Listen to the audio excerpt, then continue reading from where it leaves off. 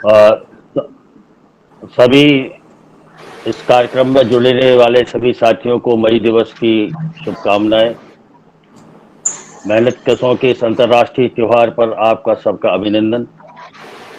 इस पूरे संघर्ष में जो अब तक दौर में इस गौरवशाली परंपरा, मई दिवस की गौरवशाली परंपरा को आगे बढ़ाने के लिए जितने भी हमारे साथियों ने अंतर्राष्ट्रीय स्तर पर इस संघर्ष को आगे बढ़ाने में जो शहादतें दी, उनके प्रति श्रद्धांजलि। और आने वाले दिनों में मेहनत कशों का भविष्य बेहतर हो, इसकी शुभकामनाओं के साथ ये आज का हम एक कार्यक्रम शुरू करते हैं। आप सभी को मालूम है कि लोक जतन की ओर से ये जो कार्यक्रम है, उदास मौसम के खिलाफ हम सब, इस केंद्रीय थीम पर ये पिछले 23 तारीख से ये कार्यक्रम शुरू हुआ, जिसकी अंतिम कार्यक्रम के रूप में ये मई दिवस की आम सभा है। इस आम सभा में हम जानते हैं कि इस बार पूरे देश में जो संघर्षों का नया इतिहास रचा गया, उसमें मजदूर और किसानों की मिलकर जो संघर्षों का नया अध्याय लिखा गया, उसमें ऐतिहासिक रूप से ये जो आवश्यकता है कि किसी भी देश में समाजवादी परिवर्तन के लिए, समाजवादी दिशा के परिवर्तन के लिए मजदूरों किसानों की एकता, वैचारिक एकता, मुद्दों की एकता, सांगठनिक स्तर पर एकता और कार्रवाई की एकता की आवश्यकता है। और वो राजनीतिक आधार पर मुद्दों को रेखांकित करके उसको आगे बढ़ाने की क्षमता रखने वाले ऐसी एकता कायम करने की आवश्यकता है।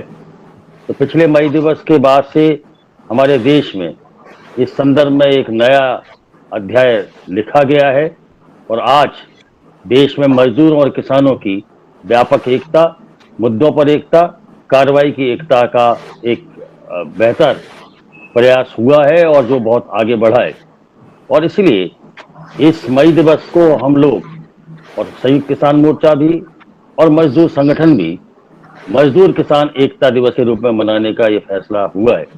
और इसलिए आज की इस आम सभा में हम लोग इस मई दिवस के अवसर पर जो हमारे सामने चुनौतियां हैं, उन चुनौतियों पर चर्चा करने के साथ साथ इस देश में और प्रदेश में मजदूरों और किसानों का साझा संघर्ष कैसे और तेज करें, इस एकता को कैसे और मुकम्मल करें, राजनीतिक रूप से किस तरीके से मजदूर किसान मिलकर आम मेहनत कशों की मदद से कैसे राजनीतिक रूप से एक नए विकल्प का निर्माण करें, इस संबंध में हम लोग चर्चा करेंगे। तो आज की सभा की अध्यक्षता और संचालन दोनों के लिए मैं कॉमरेड रामविलास गोस्वामी जी, जो CITU के मध्य प्रदेश के अध्यक्ष हैं, उनसे आग्रह करता हूं कि आज की सभा की अध्यक्षता करें और संचालन करें। और उनसे ये भी आग्रह है कि सभा की शुरुआत अपने अध्यक्ष उद्बोधन के साथ तो प्रारंभ करें। कॉमरेड रामविलास गोस्वामी। धन्यवाद कॉमरेड। शुरुआत करते हैं। सबसे पहले मैं सभी साथियों को इस मई दिवस के मौके पर क्रांतिकारी शुभकामनाएं देना चाहता हूं। जब हम इस मई दिवस के मौके पर बैठे हैं तब वो भयानक संकटों के दौर में गुजर रहा है हमारा देश,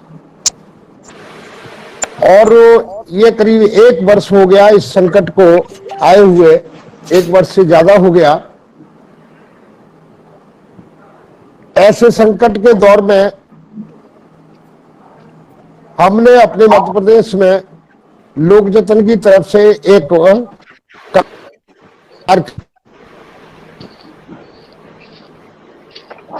किया के लिए 23 अप्रैल से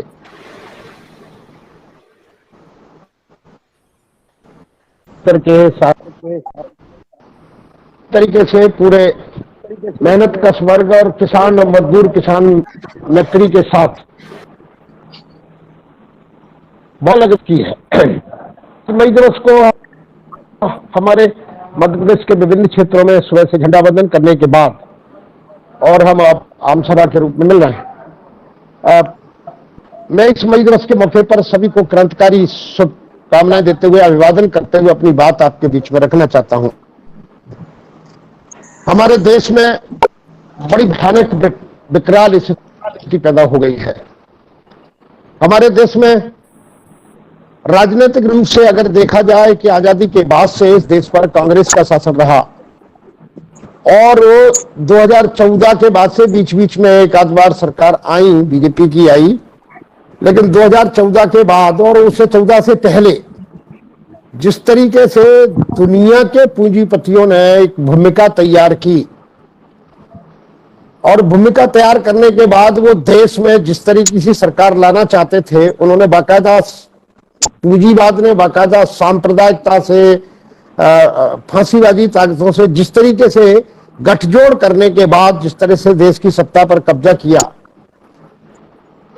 उस सरकार में आने से पहले वो जिस तरीके से लोल भावन नारे लेकर आए थे, जिस तरीके की उन्होंने बातचीतें की, जिससे आम जनता को गुमराह किया गया योजनाबद्ध तरीके से, और उसके बाद वो सत्ता में जैसे ही आए हैं वैसे ही उन्होंने सबसे पहले मजदूरों पर हमला शुरू किया। हमारे देश के जो श्रमिकों के लिए जितने भी कानून बने थे, जो भी कानून बने थे मजदूरों के लिए, चाहे वो वेतन सुविधाओं का हो, ग्रेच्युटी का कानून हो, अन्य जितने भी कानून थे श्रमिकों के हितों के लिए, बोनस का कानून हो, मजदूरों को नौकरी का कानून हो, ग्रेच्युटी का कानून हो, ये सारे कानून जितने थे, ट्रेड यूनियन बनाने का, ट्रेड यूनियन एक्ट 1926 से लेकर आजाद भारत से पहले ही अब यूनियन बनाने का जो अधिकार मजदूरों ने प्राप्त कर लिया था, वो कानून हो, ये सारे कानूनों में व्यापक तरीके से फेरबदल ही नहीं किया, बल्कि ये 44 मजदूरों के जो कानून थे, इन कानूनों को खत्म करके 4 कोड इस सरकार ने बनाए। इसके खिलाफ देश भर का मजदूर लड़ा, व्यापक तरीके से संघर्ष कर रहा था, मुकाबला कर रहा था, हड़तालें की, जुलूस निकाले, प्रदर्शन किए, घेराव किए, मजदूरों ने मुकाबला करने का भरपूर प्रयास किया इस सारे सवाल पर। लेकिन ये जो सरकारों में बैठे लोग हैं, इन लोगों ने इस पूरे मामले पर, चूंकि पूंजीपतियों के दबाव में आकर के कानून बदल रहे थे, ये लगातार इन्होंने 1 अप्रैल 2021 से इनको लागू करने की घोषणा कर दी थी। 4 कोड बनाए, वो ऐसे कोड बनाए इनमें एक एक में तमाम कानूनों के प्रावधानों को रखने के बाद जिस तरह की स्थिति पैदा की, उसकी वजह से जो हालात पैदा हो रहे थे वो बहुत ही खतरनाक थे। उसके बाद से जो स्थिति पैदा हुई, आपकी जानकारी के लिए ये बताना बहुत जरूरी है कि वो इतने पर ही नहीं रुके। सरकार में बैठे लोग, उन्होंने मजदूरों के साथ साथ किसानों को भी पूंजीपतियों के गुलाम बनाने के लिए जिस तरीके से कृषि विरोधी काले कानून बनाए, किसानों ने भी जबरदस्त आंदोलन किया। हमारे अन्य साथी बोलेंगे इस विषय पर, लेकिन मैं ये बताना चाहता हूं, ये बहुत जरूरी है बताया जाना कि इस सब के चलते चलते पिछले वर्ष ये कोरोना वैश्विक महामारी बीमारी पूरी दुनिया में आई। जैसे ही ये बीमारी आई तो बीमारी का उपचार किया जाना चाहिए, बीमारी से बचाव के उपाय किए जाना चाहिए, लेकिन सरकार में बैठे लोगों ने ये मान लिया कि लॉकडाउन करने के बाद ये मान लिया कि अब क्योंकि जुलूस, धरना, प्रदर्शन निकलेंगे नहीं, तो आराम से इस देश को नीलाम किया जा सकता है। और उन्होंने प्लानिंग के साथ योजनाबद्ध तरीके से देश में ऐसे हालातों का निर्माण किया। दौरान जहां पर मजदूरों की हालत थी, बंबई से, दिल्ली से लाखों मजदूर पलायन कर रहा था। 1,000 किलोमीटर, 2,000 किलोमीटर, 3,000 किलोमीटर पैदल चला है। रास्ते में कितने लोग मर गए। गाड़ियां उपलब्ध नहीं है, खाना उपलब्ध नहीं है। इस सरकार ने ऐसी हालत कर दी और मजदूरों के सवाल पर कुछ भी करने के लिए तैयार नहीं थी। कुछ समय बाद इन्होंने राहत के पैकेज घोषित किए। वो राहत के पैकेज घोषित किए मजदूरों को और जनता को देने के बजाय वित्त मंत्री 8 दिन तक टीवी पर बोलती रही। सारा का सारा जितना भी पैकेज का पैसा था उद्योगपतियों, पूंजीपतियों, उनके लिए तो सब कुछ कर दिया, लेकिन मेहनत कश वर्ग के लिए कुछ नहीं किया। और ये आखिरी में आकर इन्होंने जो ऐसे हालात पैदा किए कि वो बहुत ही शर्मनाक स्थिति है, बहुत ही दुख के साथ कहना पड़ रहा है। ये सरकार ने आखिरी में आकर के मध्य प्रदेश से लेकर पूरे देश भर में सरकारों में बने रहने के लिए, राज्य सरकारों में बने रहने के लिए विधायक खरीदने का काम किया, नेताओं को खरीदने का काम किया, सत्ता में बने रहने के लिए ये इस तरह के काम करती रही है। और उसके बाद ये सरकार में ये ऐसे चरित्र के काम किए इन्होंने कि अगर इनके सवाल पर, श्रमिकों के सवाल पर, किसानों के सवाल पर जो भी अगर बोला, जिसने भी बात की, तो इन्होंने एक झटके के साथ बड़े जोर शोर से इनकी आईटी सेल, इनके दूसरे लोग हैं, इन्होंने कहना शुरू कर दिया कि ये तो देशद्रोही है, ये तो पाकिस्तानी है। और इन्होंने हमेशा टोपी पहनाने का काम किया। पिछले कोरोना काल में इनको नहीं मालूम था, जाने किस बाबा ने, महात्मा ने, साधु ने इनको कह दिया, देश के प्रधानमंत्री को इन्होंने लॉकडाउन किया। उन्होंने सोचा कि 21 दिन में कोरोना का खत्म हो जाएगा बस। तो वो 21 दिन ऐसे दिन निकले कि इन्होंने जमाती फैला रहे हैं, मुसलमान फैला रहे हैं, खूब अफवाह फैलाई पूरे देश भर में।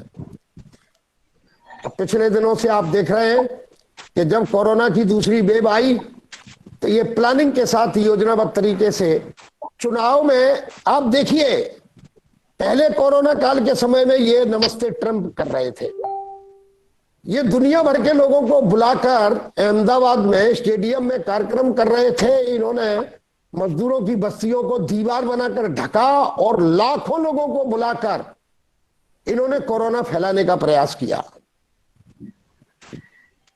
इतना करने के बाद इनका पेट नहीं भरा और अभी पिछले दिनों से लगातार, चाहे कुंभ का मेला हो, चाहे बंगाल और दूसरा चुनाव हो, इन चुनाव में भीड़ें जुटा करके, और इनके अगर पूरे समय का पूरा कार्यकाल अगर देखेंगे, हम मई दिवस पर अपन बात कर रहे हैं, इस सवाल पर मई दिवस की ऐतिहासिक परंपराओं के बारे में बात करेंगे, तब ये जरूरी है इन्होंने देश की जनता को बांटने के लिए कितना जबरदस्त तरीके से विभाजन किया। उत्तर प्रदेश में चुनाव के दौरान इन्होंने क्या कहा? इन्होंने कहा कि अगर कब्रिस्तान में लाइट जलेगी तो शमशान में भी उजेला होना चाहिए। किसने रोका शमशान में उजेले का? उसके पीछे के ये बात कहने के पीछे का मतलब क्या था? इस पीछे के मतलब ये था कि सामने बैठे हिंदुओं के दिमाग में ये बात आ जाए कि ये देखो हमारे लिए और शमशान की बात कर रहा है।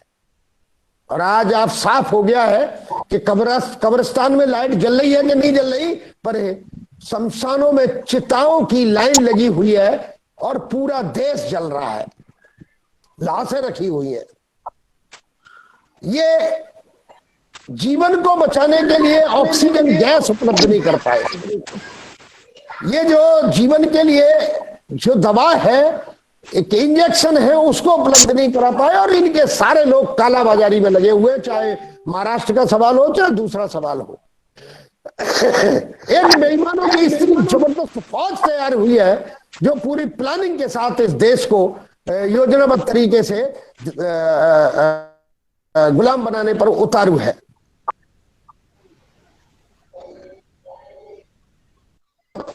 हमारा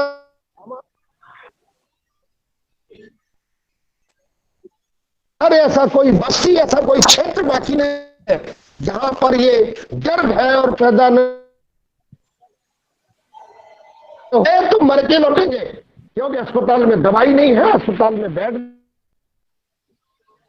नहीं है, अस्पताल में व्यवस्था नहीं है। ऐसे मौके पर मैं एक दो विषय पर बात करूंगा, लेकिन ऐसे मौके पर इस सवाल पर आपके बीच में ये निवेदन करता हुआ, बात करता हुआ आपसे आग्रह करना चाहता हूं। 1886 के शिकागो शहर से शुरू हुआ ये मजदूरों का आंदोलन। कितनी कुर्बानियों के बाद पूरी दुनिया में मजदूरों ने अपने हक और अधिकार को हासिल किया। हमने 8 घंटे की मांग ग्वालियर में से लेकर के, मध्य प्रदेश से लेकर के, पूरे देश भर से लेकर जो लड़ाइयां लड़ी, हम लोग अभी भी ग्वालियर में 13 जनवरी 1946 के शहीदों का दिवस मनाते हैं। 4 मजदूर नेता गरीबा, रधोला, नथुआ, गेंदालाल यहां उस वक्त की राजशाही सरकार के गोलियों का शिकार हुए, शहीद हो गए थे। पूरे मध्य प्रदेश और देश भर में जितना आजादी के लिए लोग लड़े, मांग क्या थी? मजदूर क्या मांग करता था? 3 तरह की महंगाई नहीं चाहिए, 8 घंटे का काम चाहिए। और अब आजादी के 70 साल के बाद इस सरकार ने आकर 8 घंटे काम के बजाय 12 घंटे काम का आदेश जारी कर दिया है। और 12 घंटे 20 घंटे मजदूर काम करेगा, उसके लिए कानून बना दिया कि चाहे जब वो मालिक नौकरी पर रख सकता है, नौकरी से निकाल सकता है, मजदूर अदालत नहीं जा सकता। ऐसे ऐसे कानून बनाकर ये पूरे मजदूर वर्ग को गुलाम बना देना चाहते हैं। 1886 से चला वो संघर्ष, वो मुकाबला, उस पूरे मुकाबले को ये तबाह कर देना चाहते हैं, खत्म कर देना चाहते हैं। यही इन्हीं के कानूनों, अंग्रेजों के कानूनों के खिलाफ हमारे देश के नौजवानों ने संसद में बम फेंककर अंग्रेजों के कानों को आवाज सुनाकर फांसी का फंदा चूम लिया। भगत सिंह, राजगुरु, सुखदेव जैसे हमारे देश के शहीद आजम, उनकी कुर्बानियों को ये पूरी तरह से दबा देना चाहती है, खत्म कर देना चाहती है ये सरकार योजनाबद्ध तरीके से, जिस तरीके से पूंजीपतियों के लिए काम कर रही है, जिसका मुकाबला पूरे देश भर के लोगों ने मिलकर किया है, मुकाबला कर रहे हैं। इन कुर्बानियों को बेकार नहीं जाने दिया जाएगा। जिस तरीके से इन्होंने पिछले दिनों से जो हालत पैदा किए, हमें मालूम है। किसान आंदोलन, पंजाब के साथियों को हम बधाई देना चाहते हैं, मई दिवस पर बहुत बहुत बधाई। किसान आंदोलन के साथियों को, उन्होंने बड़ी ताकतवर तरीके से आंदोलन शुरू किया। हमारे हरियाणा के साथियों ने उसके बाद पूर्वी उत्तर प्रदेश हो, राजस्थान हो, बाकी देश के महाराष्ट्र से लेकर पूरे देश भर के, मध्य प्रदेश के तमाम किसानों ने मिलकर ये कृषि विरोधी काले कानून के खिलाफ आंदोलन किया है। मुझे तो फख्र है इस सवाल पर कि मैं वो किसान आंदोलन का हिस्सा रहा हूं। मैं एक बॉर्डर पे 20-22 दिन रहा हूं, लगातार संघर्षों में किसान आंदोलन में रहा हूं। तो इसलिए मुझे ये खुशी की बात है, हम एक मजदूर वर्ग के प्रतिनिधि होने के नाते ये सरकार की इन नीतियों के खिलाफ संघर्ष कर रहे हैं। आपको याद हो, ध्यान रहे, इन्होंने इस कोरोना महामारी का बहाना बनाकर सीए एनआरसी का कानून लेकर जो आए थे, उसके खिलाफ लड़ रहे लोगों में विभाजन पैदा करने का प्रयास किया। ये हमेशा हिंदू और मुसलमान, हिंदुस्तान और पाकिस्तान, इसके नाम से बांटकर आम मजदूरों में, आम जनता में जो भ्रम पैदा करके सत्ता पे बने रहना चाहते हैं। एक बार पुरानी बात है, लोग बात कहते हैं कि एक बार गुजरात में किसी चुनाव में सोनिया गांधी ने मौत का सौदागर कह दिया था, तो बड़ा भारी हंगामा खड़ा हुआ। लेकिन आज मई दिवस के मौके पर साफ कहा जा सकता है, ये मौत के सौदागर हैं। और देश की जनता को समझना चाहिए, मई दिवस के मौके पर हम बता देना चाहते हैं कि गुजरात मॉडल जिसकी बात करके ये सत्ता में आए थे, गुजरात में जिस तरह से लाशें बिछाई थी, उन लाशों बिछाने को हत्याओं दरकिनार करते हुए इनको चुना, तो आज वो पूरे देश भर में लाशों का सौदा कर रहे हैं और लाशें बिछा रहे हैं, लोगों को मारने का काम कर रहे हैं, कोरोना फैलाने का काम कर रहे हैं। ये सारे के सारे सत्ता में बैठे लोगों को मानवीय मूल्यों से कोई लेना देना नहीं है। इनका काम सिर्फ इतना है कि ये जहर फैलाकर ये आपस में विभाजन पैदा करके सत्ता में बने रहना चाहते हैं। ये देश के पूरे ढांचे को पूरे को नेस्तनाबूद करना चाहते हैं। बाबा साहब ने भारत में संविधान कमेटी ने जो संविधान बनाया, उसके चेयरमैन, उसके मुखिया, संविधान रचयिता भारत रत्न बाबा साहब भीमराव अंबेडकर ने जब संविधान रखा, तब उन्होंने साफ तौर पर कहा था कि ये संविधान अगर जिनके इसको जो संविधान में जो बताया गया है उसको अगर लागू नहीं किया गया, ये संविधान अगर वैसे हाथों में चला गया तो फिर इस संविधान का माने कुछ नहीं बचेगा। आज संविधान खतरे में है। ये बाबा साहब के नाम का भी दुहाई देंगे, लेकिन ये उनके विपरीत काम करेंगे। इन्हें न हिंदुओं से कोई लेना है, ना इन्हें धर्म से कोई लेना है। इनका अगर धर्म है, इनका अगर मजहब है, इनका अगर विधान है, संविधान है, तो सिर्फ देसी विदेशी पूंजीपति कॉरपोरेट घराने हैं, उनके लिए काम करना है। और पूरे देश को नीलाम करके ये देश में विभाजन पैदा करके सत्ता पर बने रहना चाहते हैं। इस मई दिवस की बहुत ही शानदार परंपरा है, कुर्बानियां हैं। हमारे देश में, दुनिया में मेहनत कश वर्ग ने अपने हक और अधिकार के लिए बड़ी बड़ी कुर्बानियां की, और इसलिए मैं संचालन का काम भी मेरे हाथ में है। ज्यादा समय लिया और सारे सवाल हैं, उनको कहा जा सकता है। ये मई दिवस का समय, आज का समय हमारा संकल्प का समय होना चाहिए। हम संकल्प लें अपने देश को बचाने के लिए, मजदूर वर्ग को बचाने के लिए, और मजदूर और किसान मैत्री के साथ मिलकर लड़ेंगे। और मुकाबला करते हुए मजदूर और किसान मिलकर इनके ये जो इस जो महाभारत में ये जो दुर्योधन और दुशासन, मोदी और अमित शाह जिस तरीके से खून की नदियां बहा देना चाहते हैं, लाशों का आडंबर खड़ा कर देना चाहते हैं, उसके खिलाफ एकजुट होकर मुकाबला करते हुए मेहनत कश वर्ग को एकजुट करने की जरूरत है। मैं तो आज के मई दिवस के मौके पर ये बात आग्रह करना चाहता हूं। अमेरिका का राष्ट्रपति चुनाव हार गया, वहां पर वो ट्रंप और मोदी दोनों सगे भाई हैं। अगर देश को बचाना है तो मोदी को सत्ता से त्याग पत्र दे देना चाहिए। मई दिवस पर हम संकल्प लें कि सत्ता से मोदी और अमित शाह को भगाओ और देश को बचाओ। इतनी बात कहते हुए मैं अपनी बात समाप्त करता हूं, और मैं अपने दूसरे साथी जो हमारे ट्रेड यूनियन के बड़े लीडर हैं, भोपाल के साथी हैं हमारे भूषण भट्टाचार्य, उनसे आग्रह करता हूं। भूषण भट्टाचार्य अपने विचार रखेंगे। भूषण भट्टाचार्य आए और अपनी बात रखें। कमेटी भूषण।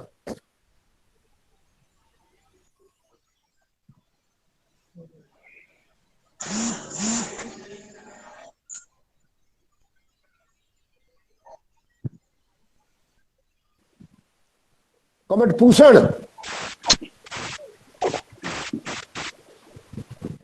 कमेटी भूषण नहीं है प्रधान?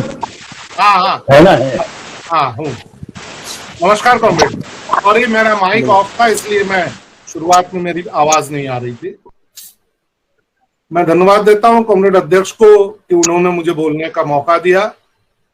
आज मई दिवस शिकागो में जो 1886 में 8 घंटे काम, 8 घंटे आराम और 8 घंटे मनोरंजन की मांग को लेकर जो लड़ाई की शुरुआत हुई थी, उसके हम 135 साल मना रहे हैं। और इस 135 साल के संघर्ष में आज हम हमारे देश के पैमाने पर देखें तो हम एक ऐसे दौर में हैं जब तमाम जितनी भी उपलब्धियां मजदूर वर्ग ने लड़ाई के माध्यम से हासिल की, उन तमाम उपलब्धियों के ऊपर तेजी के साथ हमले किए जा रहे हैं। और खास तौर पे पिछले 6 साल में ये हमले तेज और तेज और तेज हो गए। मैं अपनी बात को, चूंकि समय की भी सीमा है, मैं अपनी बात को सीमित रखूंगा निजीकरण, सार्वजनिक क्षेत्र और इससे जुड़े हुए मसलों पर।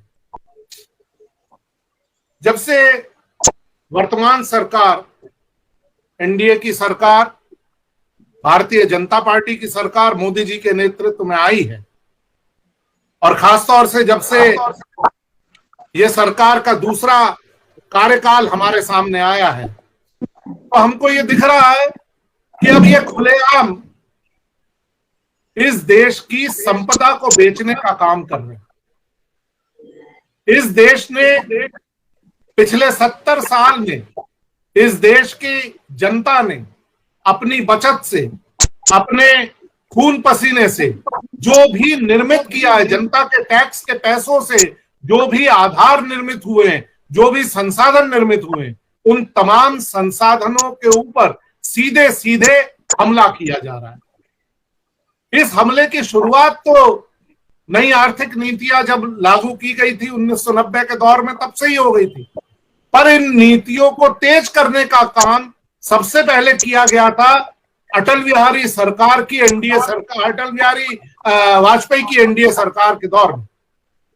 उस समय आप लोगों को याद होगा कि सेंटोर होटल, बाल्को और ऐसे ही 1 दर्जन पब्लिक सेक्टर कंपनियों के डिसइन्वेस्टमेंट, विनिवेशीकरण के नाम पर उनको बेच दिया गया। और बेचा कैसे गया? पहले एक क्रेता ने, एक उदाहरण भर दे रहा हूं, सेंटोर होटल खरीद लिया और खरीद के चौगुनी कीमत पर उसे दूसरे के हाथ बेच दिया। मतलब जिस संपत्ति का मालिकाना सरकार के पास था, उसकी कीमत घटाकर उसे बेचा गया ताकि वो मुनाफाखोर और ज्यादा मुनाफा उससे निकाल पाए। और आज तो वर्तमान सरकार के दौर में तो नए नए नारे देते हुए, कभी आत्मनिर्भर भारत का नारा देते हुए, कभी आपदा में अवसर का नारा देते हुए, कभी make in India, made in India का नारा देते हुए, आज तो ये बेचने की प्रक्रिया तेज और तेज और तेज हो गई। इस साल के बजट को हम ले, इस साल के बजट में 1,75,000 करोड़ रुपए का टारगेट रखा गया है। किस चीज से?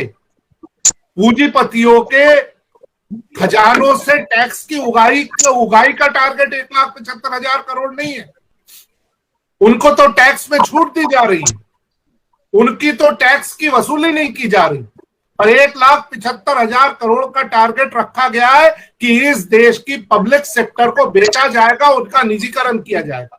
मैं सिर्फ एक वानगी आपके सामने देना चाहता हूं।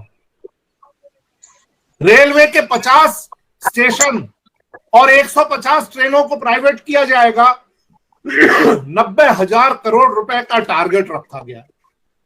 टेलीकॉम क्षेत्र में बीएसएनएल, एमटीएनएल, इन तमाम को बेचा जाएगा, इनकी संपदाओं को बेचा जाएगा। 40,000 करोड़ का टारगेट रखा गया। सड़क परिवहन में 7,000 किलोमीटर सड़कों का पूरी तरीके से निजीकरण किया जाएगा। 30,000 करोड़ का टारगेट रखा गया। पावर सेक्टर में पूरा ट्रांसमिशन और वितरण की लाइनों को और पावर ग्रिड कॉर्पोरेशन को बेचा जाएगा। 27,000 करोड़ रुपए का टारगेट रखा गया है। तमाम स्टेडियमों को बेचा जाएगा खेलकूद के मंत्रालय के जरिए और 20,000 करोड़ का टारगेट रखा जाएगा। हवाई अड्डे, 13 हवाई अड्डों को बेचने का टारगेट रखा गया है, जिससे 20,000 करोड़ रुपए की उगाही की जाएगी। पेट्रोलियम क्षेत्र में इसी तरीके से पेट्रोलियम के तमाम उत्पादन के संयंत्र और गैस की पाइपलाइनों को बेचकर 17,000 करोड़ का टारगेट रखा गया है। शिपिंग कॉर्पोरेशन को 5,000 करोड़, शिपिंग क्षेत्र में 5,000 करोड़ उगाही का लक्ष्य रखा गया है। और अब तो जाकर भारतीय जीवन बीमा निगम, जो इस देश में सोने का अंडा देने वाली मुर्गी है, जो देश की जनता की सेविंग्स को जनता के लिए इकट्ठा करता है, उसके शेयर बेचकर ऐसे ही 1 लाख करोड़, 1.25 लाख करोड़ इकट्ठा करने की साजिश इस देश की सरकार रच रही है। मतलब साफ तौर पर इस देश के पब्लिक सेक्टर को बेचकर अपने खजानों को भर के, उस खजानों के जरिए पूंजीपतियों को, उनको राहत देना, उनके मुनाफे में वृद्धि करना, ये लक्ष्य इस सरकार ने रखा। ये इसमें मैं एक उदाहरण भर आपको देना चाहता हूं कि किस तरीके से सरकार इस निजीकरण की मुहिम को चला रही है। ये उदाहरण ओएनजीसी का है। ओएनजीसी को मजबूर किया गया कि गुजरात स्टेट पेट्रोलियम कॉर्पोरेशन के एसेट को, उसके शेयरों को वो खरीदे और उसको खरीदने में ओएनजीसी के 25,000 करोड़ रुपए का जो नकद का बैलेंस था वो पूरा का पूरा खर्चा करवा दिया गया। और आज हालत यह है कि ओएनजीसी घाटे में चल रहा है।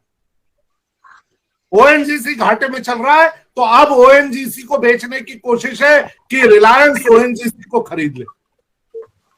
इसी तरीके से तमाम दूसरे पब्लिक सेक्टर्स के साथ भी ओएनजीसी के पास 1,07,959 करोड़ रुपए का कैश रिजर्व था और आज हालत यह है कि उसकी बाजार में देनदारियां बढ़ गई हैं, उसकी बाजार में वो घाटे की कंपनी के रूप में आ गया है और उसका जो मूल काम है ओएनजीसी का काम कि पेट्रोलियम पदार्थों की पेट्रोलियम और गैस की जमीन के नीचे से निकालना, वो काम में 13.7% की गिरावट आ गई।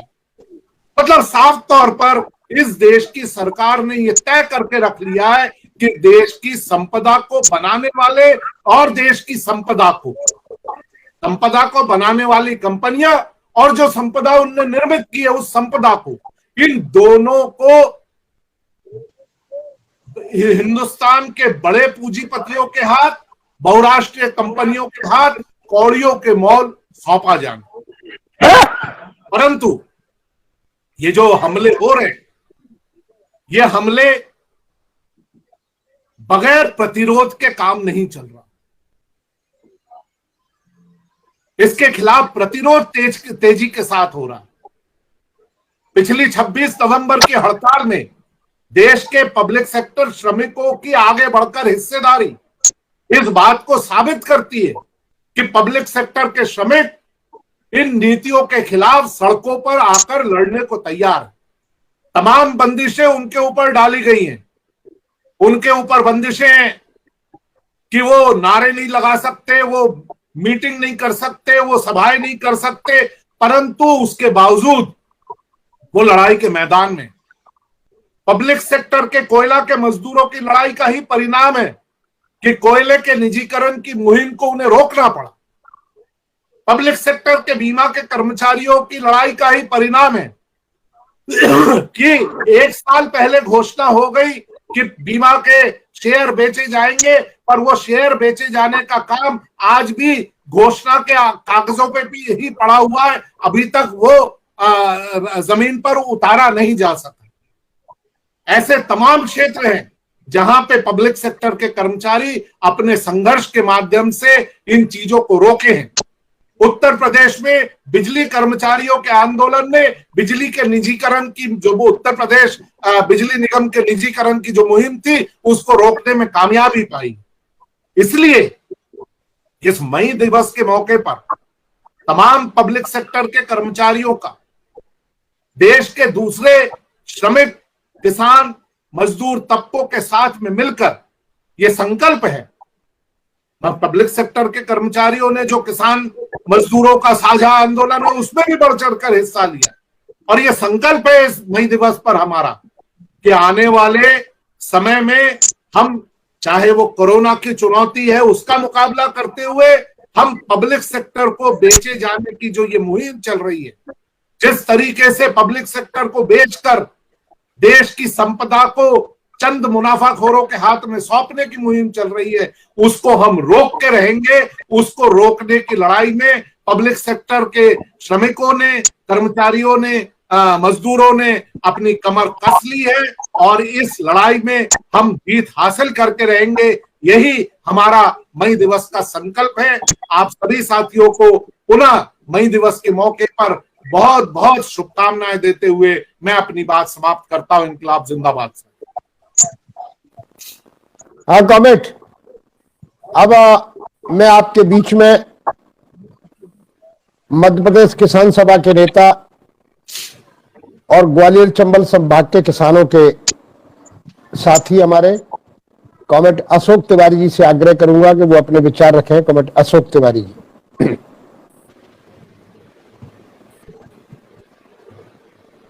जी, कमेंट अशोक तिवारी जी।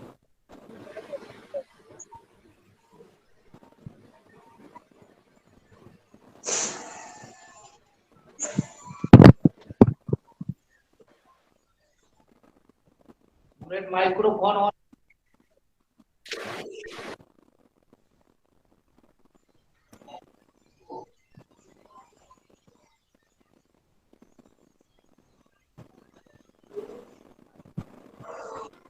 कमेंट तिवारी जी।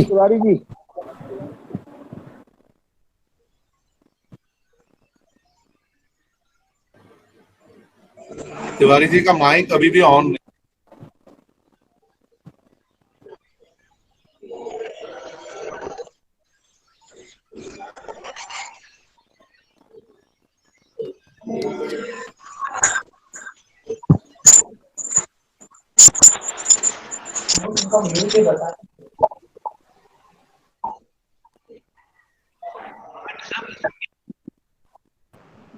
हेलो, आवाज आ रही है कॉमेंट?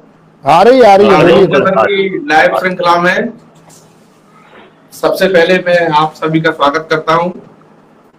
साथी अध्यक्ष महोदय और सभी साथियों को मई दिवस की बहुत बहुत शुभकामनाएं। आवाज नहीं आ रही? साथियों, जैसा हम जानते हैं कि आज से 135 साल पहले अमेरिका के शिकागो शहर में जो मजदूरों द्वारा 8 घंटे के काम की मांग को लेकर के आंदोलन शुरू किया गया था, उसमें सभा पर जो पूंजीवाद निजाम की पुलिस द्वारा जो क्रूर हमला किया गया, कायराना हमला किया गया, उसमें हमारे 7 साथी शहीद हुए और 100 से ज्यादा साथी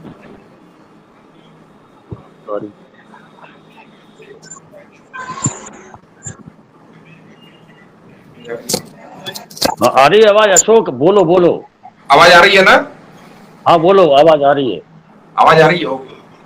हाँ आ रही है, बढ़िया आवाज आ रही है। आवाज आ रही है। आप आ रही है। जानते हैं कि बहुत क्रूर हमला किया गया, जिसमें हमारे साथी शहीद हुए और 100 से ज्यादा साथी घायल हुए। और उसके बाद से ये आंदोलन पूरी दुनिया में फैला और 2 साल के अंदर ही हम लोगों ने 8 घंटे का काम, 8 घंटे मनोरंजन और 8 घंटे विश्राम के अधिकार को हासिल किया। लेकिन साथियों, हमारी लड़ाई यहीं तक नहीं रुकी। ये जो हमारा लाल झंडा है, जो मजदूरों के खून से रंग करके लाल हुआ है, ये पूरे दुनिया में क्रांति का और बदलाव का प्रतीक है। मई दिवस के शहीदों का जो संदेश है, उससे आज 135 साल बाद भी पूरी दुनिया गूंज रही है। वो संदेश है कि दुनिया हमारी है और हमारे श्रम से ही सृजित है। इसमें मैं 2 पंक्तियां फैज अहमद फैज साहब की कहते हुए अपनी बात शुरू करना चाहता हूं, जो बहुत ही ख्यात पंक्तियां हैं। हम मेहनत कश जगवालों से जब अपना हिस्सा मांगेंगे, एक खेत नहीं, एक देश नहीं, हम सारी दुनिया मांगेंगे, हम सारी दुनिया मांगेंगे। साथियों, ये पैगाम आज भी जारी है। जहां तक हमारे देश में मई दिवस का सवाल है, तो जैसा तमाम सारे लेखों में और उसमें आया हुआ है, और हम पहले से भी जानते हैं कि यहाँ पर मई दिवस की शुरुआत 1923 से हुई थी, मद्रास। लेकिन यहाँ पर जो 8 घंटे का आंदोलन है, उसकी लड़ाई 1860 से शुरू हो गई थी। हावड़ा में मजदूरों ने रेलवे स्टेशन पर हड़ताल की और लड़ाई शुरू की। लेकिन ये आंदोलन यहीं तक नहीं रुका। 8 घंटे की जो मांग पूरी हो गई, उसके बाद पूरी दुनिया में मजदूर वर्ग के अंदर जो एकता और संघर्ष की चेतना जागृत हुई और आगे बढ़कर के राजनीतिक चेतना में विस्तारित हुई, जिसके चलते पूरी दुनिया में उपनिवेश ध्वस्त हुए, उपनिवेशवाद का खात्मा हुआ और तीसरी दुनिया के देश के राष्ट्रीय मुक्ति आंदोलन सफल हुए। चाहे वो ब्रिटिश हो, उपनिवेश जो थे ब्रिटिश के थे, डच के थे, फ्रांसीसियों के थे, वो सभी का खात्मा हुआ। राष्ट्रीय मुक्ति आंदोलन की जीत हुई, जिसमें हमारे देश को भी ब्रिटिश साम्राज्यवाद के जुए से मुक्ति मिली। यात्रा यहां तक नहीं रुकी साथियों। 1917 में सोवियत संघ में लेनिन के नेतृत्व में और उसके बाद चीन में, दूसरे अन्य देशों में, क्यूबा में, वियतनाम में, कोरिया में, लाओस में, पूर्वी यूरोप के कई देशों में जो क्रांतियां हुई, जो परिवर्तन हुए, उससे दुनिया के एक तिहाई भूभाग पर समाजवाद की व्यवस्था कायम हुई। यही वैश्विक व्यवस्था थी जिसमें भोजन, रोजगार, शिक्षा, इलाज, आवास के बुनियादी अधिकार दिए गए। साथियों, एक ऐसी व्यवस्था थी जिसमें सबको बताने का अधिकार दिया गया और ये अधिकार मूर्त रूप में मिला, जिसकी इससे पहले कभी कल्पना नहीं की गई थी।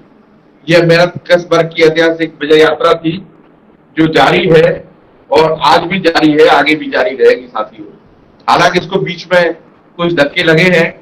1991 में सोवियत संघ में जो समाजवाद का पराभव हुआ और उसके बाद पूर्वी यूरोप के देशों में समाजवाद को जो धक्के लगे, ये जो अस्थायी धक्के हैं साथियों, ये कोई स्थायी नहीं है। और ये दक्षिणपंथ की जो बढ़त है, साम्राज्यवाद और पूंजीवाद की जो बढ़त है जो इन शक्तियों को मिली है, ये भी तात्कालिक है। हम जानते हैं कि ये धक्के स्थायी नहीं रहेंगे, पूरी दुनिया आगे बढ़ेगी, हमारा देश आगे बढ़ेगा और इसी जद्दोजहद को हम लोग जारी रखे हुए हैं। क्योंकि यह मई दिवस आज जिसको मना रहे हैं वो किसान आंदोलन के संदर्भ में मजदूर किसान एकता दिवस के रूप में मनाया जा रहा है। जैसा आप जानते हैं कि हमारे देश में 26-27 नवंबर से लाखों किसान दिल्ली के 5 बॉर्डरों पर बैठे हुए हैं और आंदोलन कर रहे हैं। 5 माह से ज्यादा का समय हो गया है। 350 से ज्यादा हमारे किसान साथी शहीद हो गए हैं। फिर भी मोदी सरकार जो कॉर्पोरेट परस्त्र पकड़ाए हुए किसानों की मांग मानने को तैयार नहीं है। कृषि विरोधी काले कानूनों को वापस लेने की तैयार नहीं है। किसानों ने भी संकल्प लिया है कि हर किस्म की कुर्बानी देंगे लेकिन पीछे नहीं हटेंगे। किसान पंचायतों का दौर जारी है, लगातार संघर्ष भी जारी है और जैसा आप सब जानते हैं कि इसका नेतृत्व संयुक्त किसान मोर्चा कर रहा है। इसमें 500 से ज्यादा संगठन शामिल है। दूसरी ओर मैं जैसा आपको मालूम है और हमारे पूर्व वक्ता साथियों ने बोला है कि मजदूर वर्ग पर भी भीषण हमला किया गया है। जो श्रम कानून थे हमारे देश में, उन श्रम कानूनों को बदला गया है। 4 श्रम कानूनों को बदल करके 4 श्रम संहिताएं लागू की गई है, जिसमें 12 घंटे काम के कर दिए हैं। ट्रेड यूनियन आंदोलन और हड़ताल के अधिकारों को भी समाप्त कर दिया गया है। होना तो ये चाहिए था, होने को तो ये 1 अप्रैल से ये लागू होने थे, लेकिन दबाव के चलते सरकार उस पर अमल नहीं कर पाई और पीछे हट गई। हालांकि आगे उसको लागू करने का प्रयास किया जाएगा। किसान आंदोलन को देश में मजदूर वर्ग की भागीदारी का बहुत ही जबरदस्त सहयोग और समर्थन हासिल है। इसी तरह से मजदूर वर्ग का जो आंदोलन है उसको भी हमारा किसान आंदोलन पूरी तरह से समर्थन करता है। इसको अन्य तबके भी, चाहे वो महिलाएं हो, छात्र हो, युवा हो, कर्मचारी हो, मध्यम वर्ग के भी कुछ हिस्से समर्थन कर रहे हैं, सहयोग व्यक्त कर रहे हैं। वर्तमान में कोविड की नई वेव आई हुई है, ये बहुत ही खतरनाक है। चारों तरफ लाशों के अंबार लगे हुए हैं, ऑक्सीजन से लेकर के दवाई तक के लिए हाहाकार मची हुई है। सरकार पूरी तरह से असफल साबित हो गई है। ये 1.5 साल का जो समय पहली जो कोविड की वेव आई थी उसमें सरकार को मिला है, लेकिन सरकार ने कोई व्यवस्था नहीं की। आज हालत पूरी तरह से बेकाबू हो गए हैं। 4 लाख से ज्यादा मरीज प्रतिदिन निकल रहे हैं और 2 से 3 हजार के से ज्यादा मरीजों की मौत हो रही है। कोई व्यवस्था नहीं है, ऑक्सीजन बेड नहीं है, वेंटिलेटर नहीं है, दवाइयां नहीं है। यहाँ तक कि बीजेपी सरकार और बीजेपी के लोग जो दवाइयां हैं उनको भी अपने पास रखे हुए हैं। और यहाँ जो वैक्सीन डिप्लोमेसी जो करने की कोशिश की गई थी, विश्व गुरु बनने की उसमें प्रयास किया गया था, पूरी तरह से विफल हुआ है। आज से जो वैक्सीन की 18 साल के नौजवानों को डोज दी जा रही थी उपलब्ध नहीं है। प्रधानमंत्री मन की बात तो करते हैं, लेकिन मन की बात में भी करने के लिए अब उनके पास कुछ बचा नहीं है। जिस मध्य प्रदेश में हम रह रहे हैं उस मध्य प्रदेश में भी स्वास्थ्य की स्थिति बहुत खराब है। वे पूरी तरह से व्यवस्था ध्वस्त है। कलेक्टर द्वारा नोटिस चस्पा कर दिए जाते हैं कि अब कोई बेड खाली नहीं है। शमशानों में वेटिंग है, अस्पतालों में बेड नहीं है। साथी भोपाल में 40-40 लाशें एक साथ जलाई जाती है। एक वो हृदय विदारक दृश्य जिसको एक फोटोग्राफर ने दर्ज किया था, फोटो जर्नलिस्ट ने लिया था। उसने कहा था कि जब बिजली के विद्युत सत्याग्रह से जब धुआं निकल रहा था तब एक मासूम बच्ची ने बोला कि मेरी माँ ऊपर जा रही है अंकल, आप उनका फोटो क्लिक कर लीजिए। जब चिमनी से ऊपर निकल रहा था उस पत्रकार ने उस धुएं को क्लिक किया, फोटो लिया उसका। उसने बताया कि उसके बाद मुझे पूरी रात नींद नहीं आई। उस बच्ची की उसमें दिमाग मैं सुन नहीं पाया पूरी रात। देखने को मिल रहे हैं। साथियों, ये फांसीवादी सांप्रदायिक सरकार है, ये भाजपा की सरकार इसको भी अवसर के तौर पर इस्तेमाल करने की कोशिश कर रही है। जैसा हमारे साथी भूषण जी ने बताया, पीएसयू का किस तरह से पब्लिक सेक्टर यूनिट्स का किस तरह से डिजिटल किया जा रहा है, लोग किया जा रहा है, और जनता मर रही है, सरकार चुनाव खेल रही है। इनको केवल सत्ता चाहिए, ये सत्ता के भूखे हैं, इनको हर हाल में सत्ता चाहिए और सत्ता के लिए प्रयास कर रहे हैं। लेकिन साथियों, हमें ये नहीं भूलना चाहिए कि देश में किसानों का जो संघर्ष चल रहा है, मजदूरों का जो संघर्ष चल रहा है, उनकी एकता और जो संगठन जो बना है वो निर्णायक साबित होगा। इसमें मजदूर वर्ग को अपनी ऐतिहासिक और नेतृत्वकारी भूमिका अदा करनी होगी, जो की जाएगी। साथियों, आइए हम 135वें मई दिवस के मौके पर संकल्प लें कि हम कृषि कानूनों की वापसी के संघर्ष को, श्रम संहिता को लागू नहीं होने देने के संघर्ष को जीतेंगे ही। लेकिन ये संघर्ष यहाँ तक नहीं रुकेगा साथियों। हमें यह पूंजीवादी सामंती जो गठबंधन है, गठबंधन की सरकार है, जो निजाम है, जिसका नेतृत्व जारीदार पूंजीपति वर्ग कर रहा है, उसको उखाड़ फेंकना होगा और ये संघर्ष इसके ताबूत में आखिरी कील साबित होगा। साथियों, अंतिम जीत हमारी होगी। मैं आप लोगों को अंत में बहुत बहुत बधाई देते हुए मई दिवस की और फैज साहब की उन पंक्तियों के साथ ही अपनी बात खत्म करना चाहूंगा जो बहुत ही मौजूद है आज के मौके पर। वो है, यूं ही हमेशा उलझती रही है जुल्म से खलक, खलक माने प्रजा, जनता, यूं ही हमेशा उलझती रही है जुल्म से खलक। न उनकी रस्म नहीं है, न अपनी रीत नहीं है, न उनकी रस्म नहीं है, न अपनी रीत नहीं है। साथियों, हम जरूर जीतेंगे, हमारा संघर्ष जरूर विजयी होगा। इसी के साथ साम्राज्यवाद मुर्दाबाद, पूंजीवाद मुर्दाबाद, समाजवाद जिंदाबाद, जनता की जनवादी क्रांति जिंदाबाद। बहुत बहुत धन्यवाद साथियों, आपको मई दिवस की। Thank you. धन्यवाद तिवारी जी।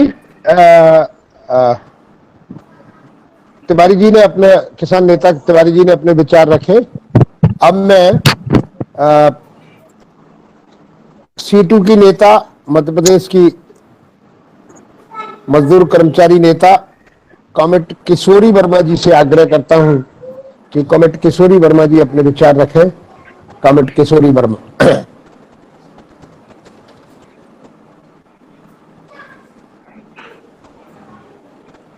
जी, कॉमेट बोलिए किशोरी जी।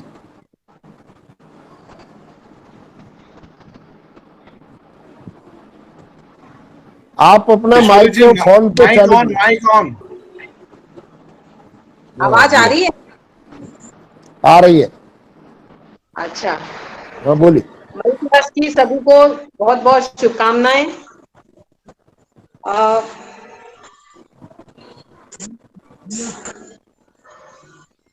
आज इस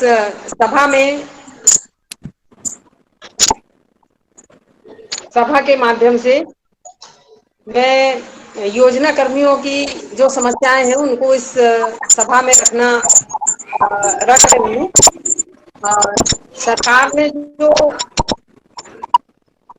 योजना चलाई है, जिसमें योजना कर्मी काम कर रहे हैं, और उसमें अधिकांश कर्मी ही काम कर रहे हैं।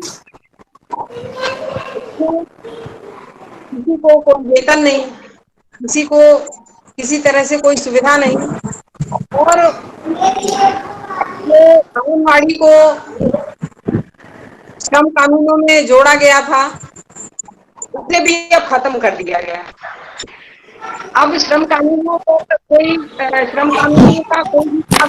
योजना कर्मियों से नहीं मिल सकता। ऐसा सरकार ने अभी जब ये 44 कानून बदले गए हैं और 4 कोड बनाए गए हैं, उस समय पर योजना कर्मियों को श्रम कानूनों से अलग कर दिया गया। सरकार की ये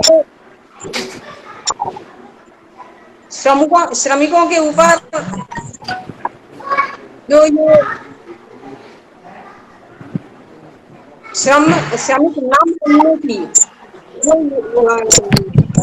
योजना है, उससे उन्होंने जो काम किया है वो योजना कर्मियों के लिए और खासकर सभी काम करने वाली महिलाओं के लिए भी, जो बाहर निकल के काम करती हैं, उन सभी के लिए ये जो है उसका नुकसान, काफी नुकसान हो रहा है।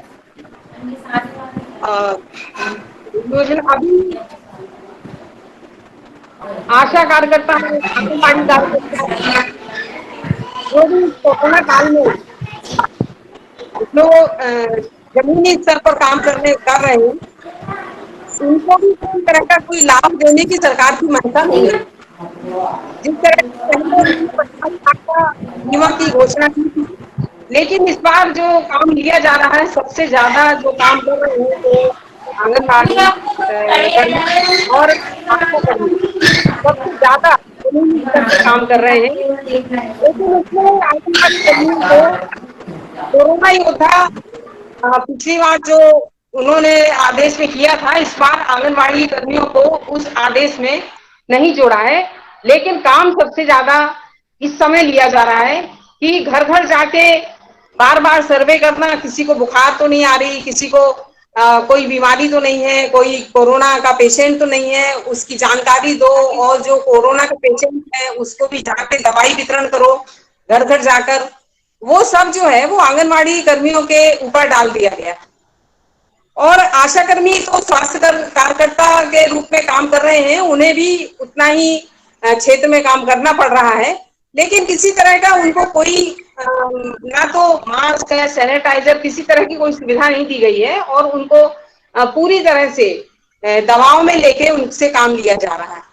और उसके साथ साथ में जो है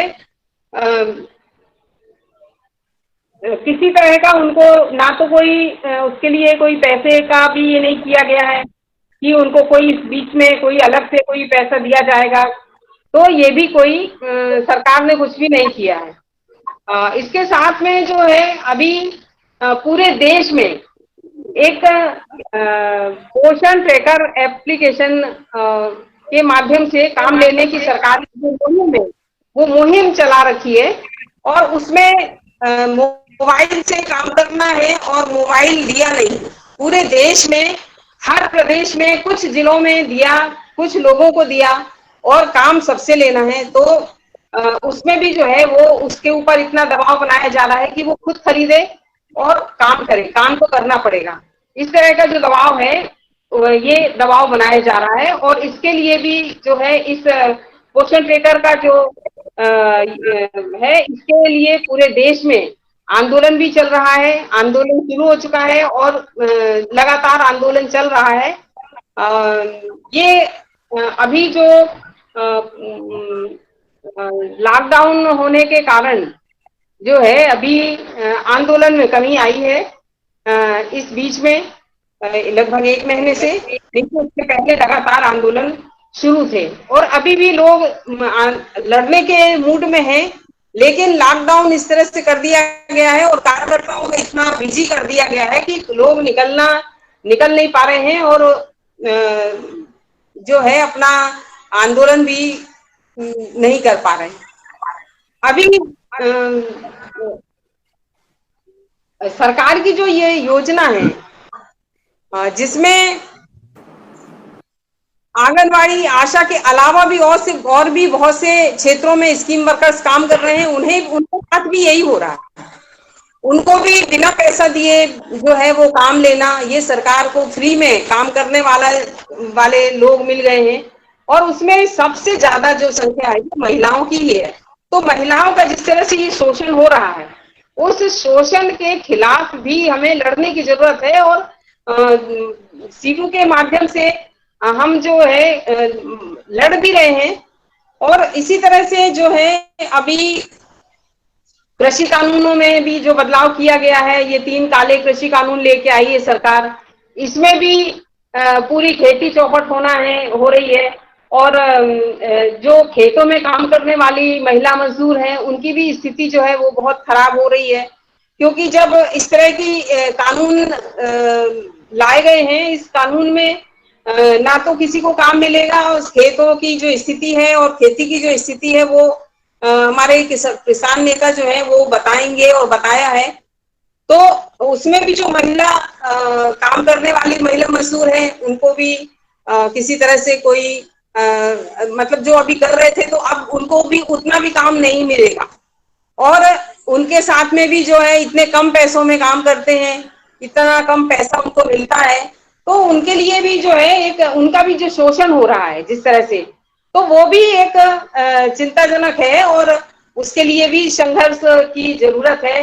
और इसी तरह से और बहुत से छोटे छोटे जगह में लघु उद्योग है और बहुत सी छोटी छोटी फैक्ट्रियां हैं, तो जो जिनमें ना तो कोई श्रम कानून का पालन हो रहा है, किसी तरह का कोई श्रम कानून जो है वहां पे लागू ही नहीं है, और महिलाएं काम कर रही हैं और 10-10 घंटे 12 घंटे काम कर रही हैं, और उसके बाद भी महिला और पुरुष दोनों एक जैसा काम कर रहे हैं, लेकिन उनके लिए भी किसी तरह का कोई पुरुष के बराबर काम करने के बाद भी उसको वेतन कम मिलता है, पुरुष से कम मिलता है। तो ये भी जो ये असमानता है ये गलत है और इसके खिलाफ भी हमें आंदोलन करने की जरूरत है।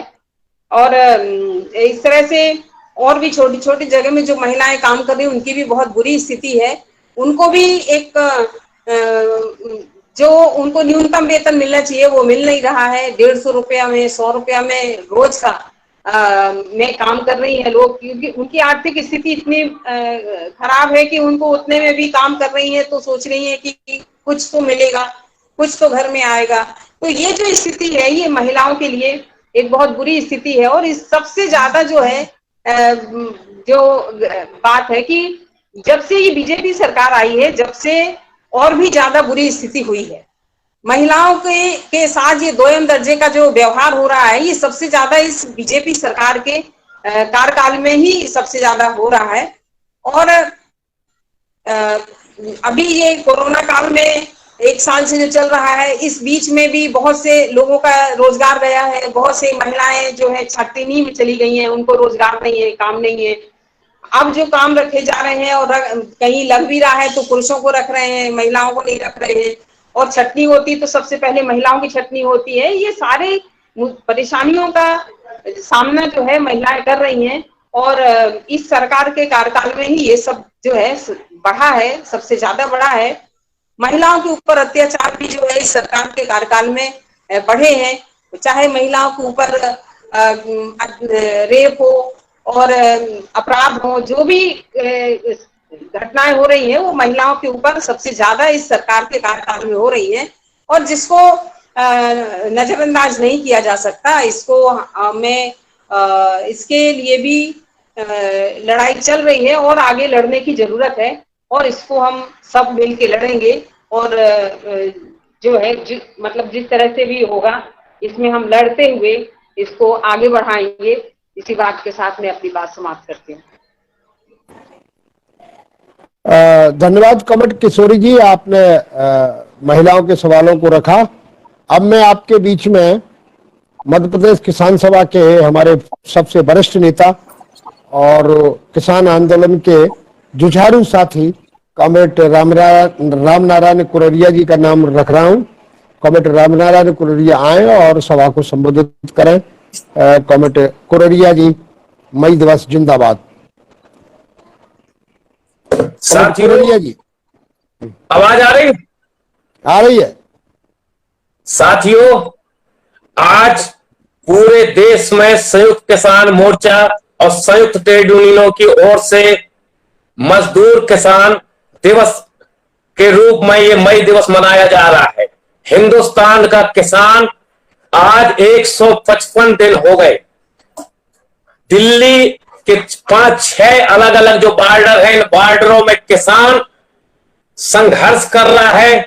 इस संघर्ष में 350 से ज्यादा किसानों ने अपनी शहादत दी। किसानों का जो आंदोलन है, ये आंदोलन हिंदुस्तान की आजादी की दूसरी जंग है। हिंदुस्तान का किसान लड़ रहा है इस देश की जनता की रोटी के लिए, खेत के लिए, इस देश के किसान को बचाने के लिए, इस देश के तिरंगा और इस देश की आजादी को बचाने के लिए। हिंदुस्तान के किसान संगठनों की तरफ से जो आंदोलन किया जा रहा है, उनकी सिर्फ यही मांग है कि हिंदुस्तान के अंदर किसान विरोधी जो 3 काले कानून हैं, ये काले कानून वापस लिए जाएं। इनकी मांग यह है कि हिंदुस्तान का अन्नदाता जो दूसरों के पेट भरने के लिए अनाज पैदा करता है, वो अन्नदाता की तमाम तरीके की जो फसलें हैं उन फसलों का न्यूनतम समर्थन मूल्य जो है वो न्यूनतम समर्थन मूल्य पे खरीदने की गारंटी हिंदुस्तान की सरकार थी। इन दोनों मांगों को पूरी करने की बजाय हिंदुस्तान की सरकार, हिंदुस्तान के किसान, हिंदुस्तान का खेत, हिंदुस्तान की आर्थिक आजादी को अडानी अंबानी जैसे पूंजीपति और देसी और वालमार्ट, कारगिल, मैनसेटो जैसी जो बहुराष्ट्रीय कंपनियां हैं, इन कंपनियों के सामने हमारे देश की सरकार गिरवी रखने के लिए ये तीनों कृषि विरोधी काले कानून लेकर के आई है। ये तीनों काले कानूनों के खिलाफ हिंदुस्तान के किसानों ने जो 155 दिन से जो आंदोलन चल रहा है, 350 से ज्यादा किसानों ने शहादत दी। जो किसानों ने अपनी शहादत दी, ये किसान किसी का बेटा है, किसी का बाप है, किसी का सुहाग है, किसी का भाई है, लेकिन इस देश के प्रधानमंत्री ने शहादत देने वाले किसानों के पक्ष में एक शब्द भी बोलने के लिए हिंदुस्तान का प्रधानमंत्री तैयार नहीं है। ये जो काले कानूनों के खिलाफ जो किसान लड़ रहा है, सिर्फ अपने हक के लिए नहीं, अपने रेट के लिए नहीं, ये जो तीनों काले कानून हैं, अगर ये काले कानून लागू कर दिए गए तो हिंदुस्तान के अंदर हालत ये होगी जैसे आज हिंदुस्तान की जनता ऑक्सीजन के लिए, दवाई के लिए, वैक्सीन के लिए, वेंटिलेटर के लिए आज जनता इनके अभाव की वजह से हर रोज 3,500 से लेकर 4,000 सरकारी आंकड़ा और गैर सरकारी आंकड़ा शमशान घाटों में अगर चिताओं की संख्या देख ली जाए तो 25 से लेकर के 30,000 आदमी आज दवाइयों के भाव में मर रहा है। इस देश को बचा लीजिए। हमें मजदूर किसानों की तरफ से गुजारिश करना चाहते हैं, ये जो तीनों काले कानून हैं, पहला कानून जो है जो इस देश के अंदर जो मंडी व्यवस्था को खत्म करेगा, मंडी व्यवस्था खत्म होने के बाद हमारे देश के अंदर अडानी अंबानी जैसे जो देसी कंपनियां हैं, इनको खरीद के लिए सरकार लाइसेंस जारी करेगी और उसके बाद धीरे धीरे आने वाले समय में हमारे देश के अंदर सरकारी खरीद बंद होगी, वेयर हाउस बंद होंगे, हमारे देश के अंदर एफसीआई की गोदामों में ताला पड़ेगा। उसके बाद पहला हमला होगा हिंदुस्तान के किसानों के ऊपर। किसान जब अपनी फसल को बेचने आएगा, किसान को लागत के हिसाब से फसलों का दाम नहीं मिलेगा। उसके बाद दूसरा हमला होगा इस देश की 62% जनता जो दलित है, आदिवासी है, गरीब है, जिनको राशन की दुकानों से सस्ता 1 रुपया 2 रुपया किलो का अनाज मिलता है, इनकी संख्या 62 कुल आबादी का 62% जनता आबादी है। आज अगर ये राशन दुकानें बंद होगी, उसके बाद आने वाले समय में इस देश की बहुमत आबादी के सामने रोटी का संकट पैदा हो जाएगा। आज उसके बाद जो आम मजदूर हैं, आम उपभोक्ता हैं, उनके ऊपर जो हमला होगा, उसके लिए हमारे देश में जैसे आज दवाइयों की कालाबाजारी हो रही है, ऑक्सीजन की कालाबाजारी हो रही है, ठीक इसी तरीके से आवश्यक वस्तु अधिनियम 1955 में सरकार ने जो संशोधन किया है, वो संशोधन करने के बाद हिंदुस्तान के जो 20 अनिवार्य चीजें हैं, उसमें दलहन है, तिलहन है, गेहूं है, चावल है, साग है, सब्जी है, तेल है, फल है, फूल है, इन तमाम चीजों को सरकार उस परिधि से बाहर कर देगी और हिंदुस्तान के अंदर जो कारपोरेट है, इनके भंडारण की जो सीमा थी, उस सीमा को समाप्त कर देगी और हिंदुस्तान में जब बाजार गोदामों के अंदर अनाज जाम हो जाएगा, असीमित भंडारण हो जाएगा, बाजार के अंदर जब आपूर्ति नहीं होगी, तो जैसे आज ऑक्सीजन के लिए त्राही त्राही बची है, ठीक उसी तरीके से हिंदुस्तान की बाजारों में आपूर्ति न होने की वजह से हमारे देश की जनता रोटी का जो आटा है, रोटी का जो गेहूं है, उसकी त्राही त्राही मचेगी। हिंदुस्तान के अंदर भुखमरी से न जाने लाखों लोग मरेंगे। इसलिए ये जो कानून संशोधन, इसको रद्द किया जाए। तीसरा जो सवाल है, जिस धरती को हम लोग अपनी माँ कहते हैं, माँ का दर्जा देते हैं, ये ठेका खेती का जो कानून है, हमारी माँ को, हमारी धरती को, ये कानून पूंजीपतियों के सामने हमारी माँ को गिरवी रखने का एक कानून आया है। आज हमारे देश के अंदर ठेका खेती कानून लागू होने के बाद हिंदुस्तान का अन्नदाता, हिंदुस्तान का किसान अपने खेत में अपनी फसल, अपना बीज बोने के लिए स्वतंत्र नहीं होगा। कंपनियों से अनुबंध होने के बाद आपके खेत में कौन सा बीज होगा, कौन सी खाद होगी, कौन सी कीटनाशक दवा होगी, ये किसान तय नहीं करेगा, ये तय करेंगी हिंदुस्तान की कंपनियां। और उसके बाद हिंदुस्तान का किसान जब फसल पैदा करने के बाद बेचने जाएगा, किसान को न्यूनतम समर्थन मूल्य पे खरीदने की गारंटी नहीं होगी, तो किसान को सस्ती दरों पर अपना अनाज पूंजीपतियों को बेचना पड़ेगा। इस करार होने के बाद अगर बाजार में रेट ज्यादा होगा, लाभ किसान को नहीं मिलेगा। बाजार में अगर रेट कम होगा तो गिरी हुई कीमतों पर किसान की फसलों का भुगतान किया जाएगा। इस कानून में किसानों के हाथ काट दिए गए हैं। इसको न्यायालयीन प्रक्रिया से बाहर कर दिया गया है। किसान अपने अधिकार के लिए कोर्टों में नहीं जा सकता है। सिर्फ ये फसल का दाम का सवाल नहीं है, सवाल ये है कि ये जो कंपनी अब खेती के क्षेत्र में जो पूंजी का निवेश कर रही है, उनका जिंदगी का मकसद होगा मुनाफा। अगर उनको लगता है कि दुनिया के अंदर कौन सी चीज को पैदा करने से ज्यादा मुनाफा कमाया जा सकता है, तो कंपनियां किसानों को बाध्य करेंगी कि आप अपने खेतों में, जिन खेतों में आज खाद्यान्न पैदा होता है, गेहूं, चना, अलसी, मसूर, बटरी, गन्ना पैदा करता है किसान, ये कंपनियां बाध्य करेंगी कि आप उन खेतों में कलर के अगर जो तो नील की खेती करो, अगर आपको तेल चाहिए तो आप वहां पे रतन जोत की खेती करो, अगर गोरी चमड़ी के लोगों को तंदुरुस्त होने के लिए अगर मशरूम चाहिए तो जहां पर साग सब्जी पैदा करते हैं उन खेतों में मशरूम की खेती करो। उसके बाद आने वाले समय में हमारे देश के सामने खाद्यान्न का संकट पैदा होगा, जो संकट 1963 में हम लोगों ने देखा है। जब हिंदुस्तान के अंदर अकाल पड़ा, हिंदुस्तान की जनता भूख से मर रही थी, उस समय हिंदुस्तान की सरकार ने अमेरिका से गेहूं मंगाया था, लाल गेहूं जो वहां के जानवर नहीं खाते हैं। उसके बाद हिंदुस्तान में प्रधानमंत्री लाल बहादुर शास्त्री ने इस देश में नारा दिया था, जय जवान जय किसान का जो नारा था। उसके बाद हमारे देश में नए बांध बनाए गए, नए बिजली पैदा करने के कारखाने लगाए गए। हरित क्रांति के बाद हिंदुस्तान के अंदर उत्पादन बढ़ा और आज हम सीना तान के कह सकते हैं कि हिंदुस्तान के अन्नदाता किसानों की वजह से आज हमारी गोदामों में इतना अनाज पड़ा है। 2 साल में अगर अकाल पड़ जाए तो हिंदुस्तान की जनता भूख से नहीं मरेगी, और ये किसानों ने बता दिया है। 2020 में जब लॉकडाउन शुरू हुआ, उस समय कारखाने बंद, रेल बंद, स्कूल बंद, अस्पताल बंद, मंदिर बंद, मस्जिद बंद। सिर्फ एकमात्र वही किसान था जो तमाम तरह की आपदाएं सहने के बाद भी अपने खेतों के अंदर अनाज पैदा करता था। किसानों की मेहनत की वजह से हिंदुस्तान के लोग भूख से नहीं मरे। तो साथियों, ये जो कानून है, ये कानून का असर सिर्फ किसानों पर नहीं पड़ेगा, इसका असर पड़ेगा हिंदुस्तान की आम जनता के ऊपर, और इसका असर पड़ेगा हमारे देश की आर्थिक आजादी के ऊपर।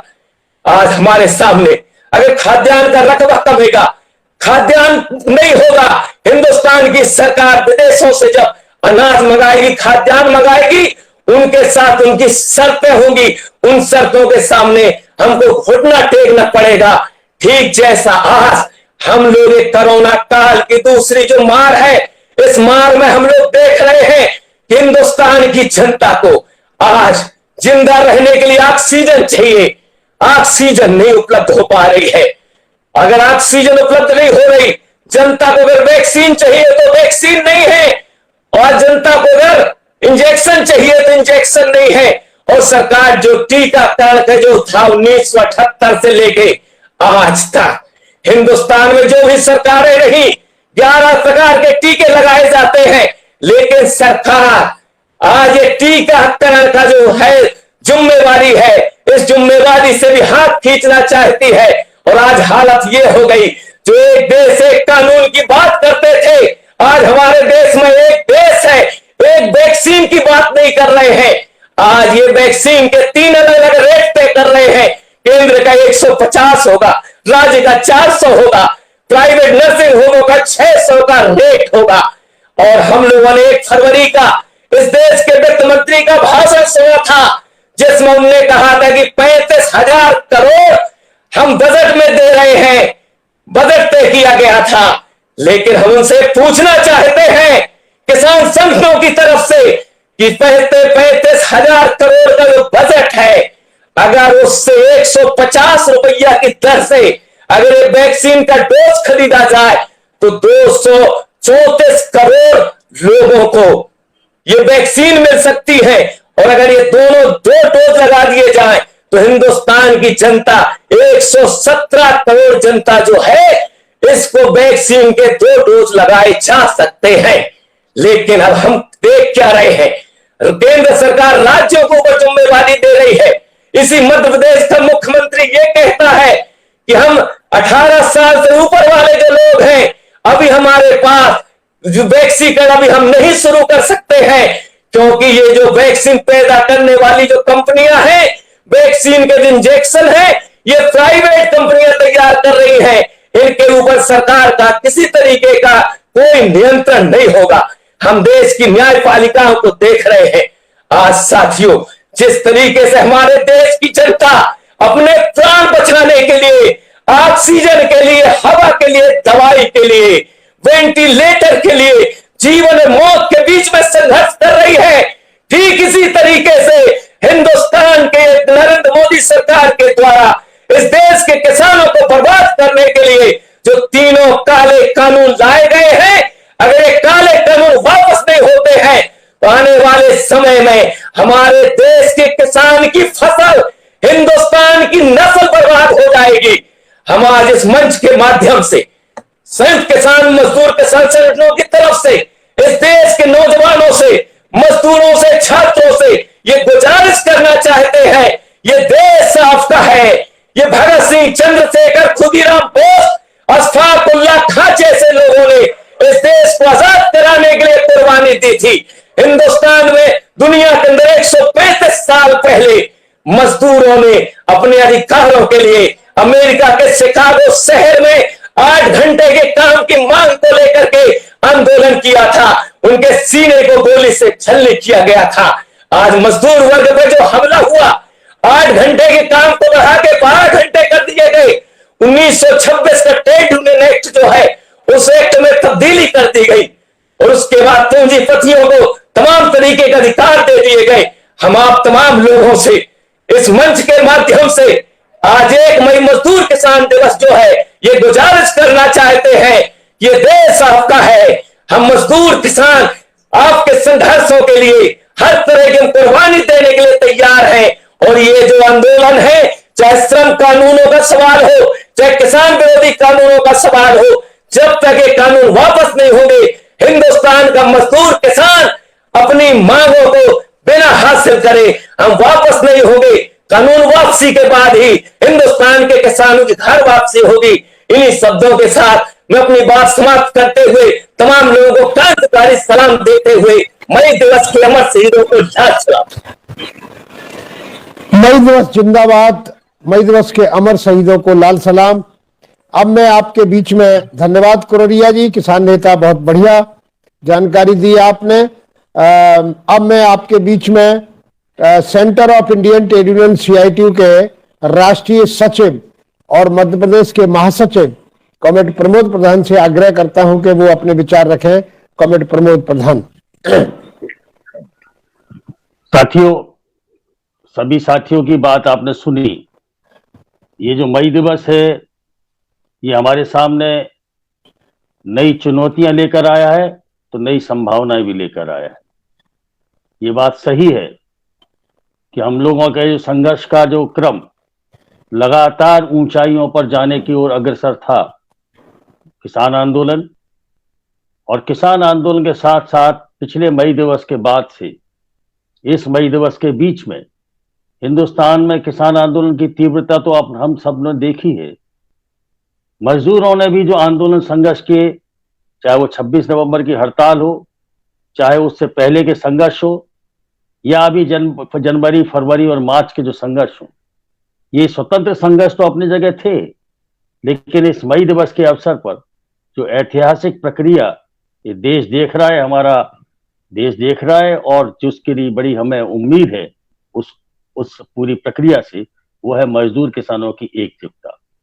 और मजदूर किसानों की एकजुटता कार्यवाही की एकजुटता है, विचार की एकजुटता बन रही है, मुद्दों की एकजुटता बन रही है, और एक वो फैलादी चट्टानी एकता का निर्माण हो रहा है जो आने वाले समय में इस कॉरपोरेट परस्त सांप्रदायिक फांसीवादी निजाम से मुकाबला कर सकेगा।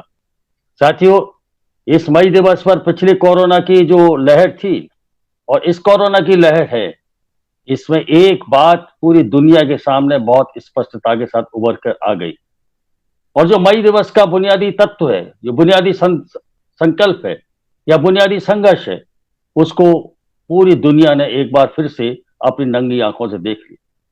ये जो मई दिवस के हमारे अमर शहीद थे, 8 घंटे का काम का जो मांग थी, वो दरअसल मांग के रूप में 8 घंटे की मांग थी, लेकिन बुनियादी रूप से वो मुनाफे की इस व्यवस्था पर हमला था।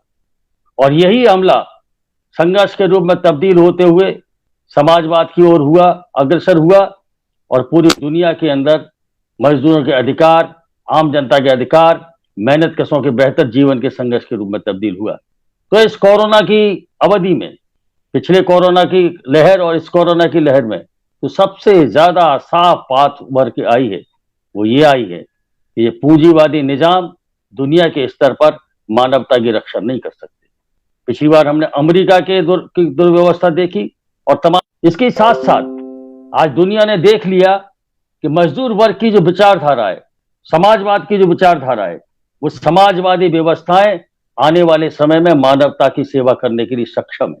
चाहे वो चीन के उदाहरण हो, चाहे वो क्यूबा के उदाहरण हो, चाहे वो वियतनाम के उदाहरण हो, और यहां तक कि हमारे देश के अंदर मजदूर वर्ग की विचारधारा की पार्टी के पास जब केरल में एक प्रशासनिक शक्ति थी, उस इस सीमित ढांचे के अंदर भी जिस तरीके से उसने मानवता की सेवा की, आम मेहनत कशों की रक्षा की, आत्मसम्मान की रक्षा की, और उनकी सम्मान की रक्षा की, और उनके जीवन को बचाया। तो इसी साथियों, इस मई दिवस पर हमें ज्यादा विस्तार में जाने का अवसर नहीं है, लेकिन सार रूप से मैं कहना चाहता हूं कि इस मई दिवस के अवसर पर हमें समझना है कि पूंजीवाद की जो निकृष्टता है, जो असहायता, जो पूरी तरीके से हमारे देश के अंदर और पूरी दुनिया के अंदर साफ तस्वीर आ गई कि वो अब आने वाले समय में मानवता की सेवा नहीं कर सकता। तो अब मेहनत कश आवाम को संघर्षों के जरिए समाजवाद की ओर अग्रसर होना है।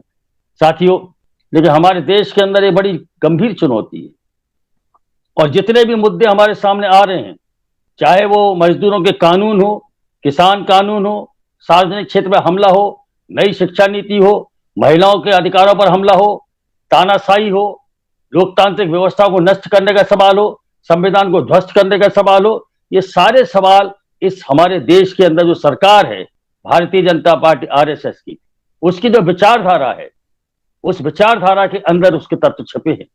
इसकी विचारधारा के आधार पर इस पूरी दुनिया को वो ले जाना चाहते हैं आजादी के पूर्व के दौर में, उपनिवेशवाद के दौर में, और इसीलिए वो लोकतंत्र पर हमला कर रहे हैं, वो संसदीय जनतंत्र पर हमला कर रहे हैं, वो मजदूरों के अधिकारों पर हमला कर रहे हैं।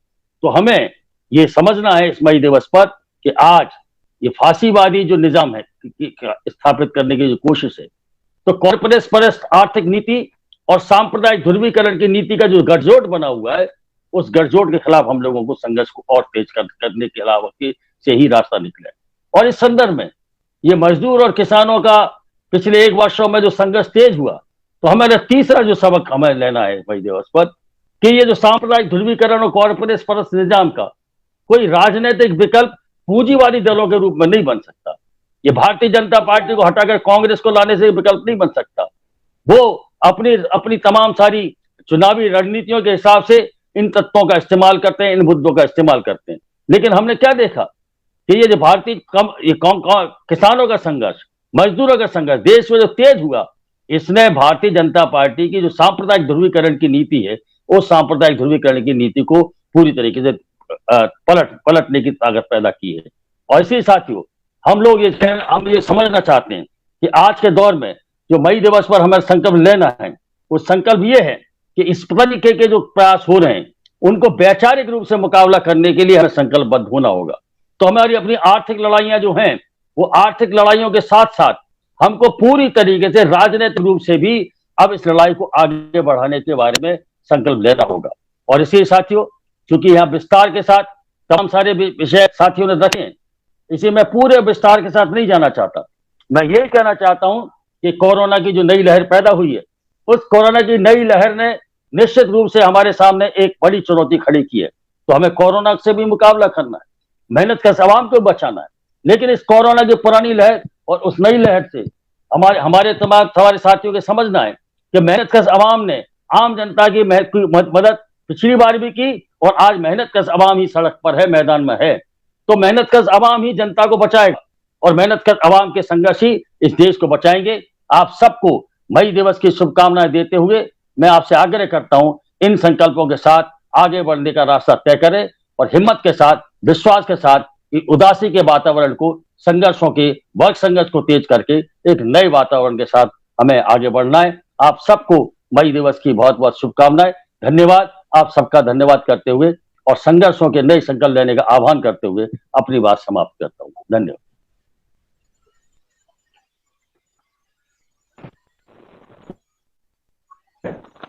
कॉमेट, चूंकि अब हमारा ये मई दिवस की सभा का समापन है, कॉमेट प्रधान साहब ने आपको संबोधित किया है। आज के दिन हमारे बहुत बड़े मजदूरों के नेता जो जबलपुर के साथी थे, पीएन शुक्ला, बीकन फैक्ट्री के लीडर थे और मजदूर नेता पीएन शुक्ला हमारे बीच में नहीं रहे हैं। आज ही 1 मई को उनका निधन हुआ है। पूरे मध्य प्रदेश में, पूरे देश भर में, ग्रामीण क्षेत्रों में, शहरों में बड़ी संख्या में तमाम लोग दवा के अभाव में, सरकार की बद इंतजामी के चलते हुए निर्देश लोग खत्म हुए हैं। मई दिवस में भी जिन लोगों ने मई दिवस के लिए, मई मजदूर आंदोलन के लिए जिन्होंने शहादत दी है, 300 से ज्यादा लोग बॉर्डर पे किसान आंदोलन में शहीद हुए हैं। आज के मई दिवस के मौके पर हम सब उनके प्रति सम्मान व्यक्त करते हैं और उन्हें मई दिवस के समापन पर उन्हें सबको विनम्र श्रद्धांजलि अर्पित करते हैं। पीएन शुक्ला सहित सभी को विनम्र श्रद्धांजलि अर्पित करते हैं।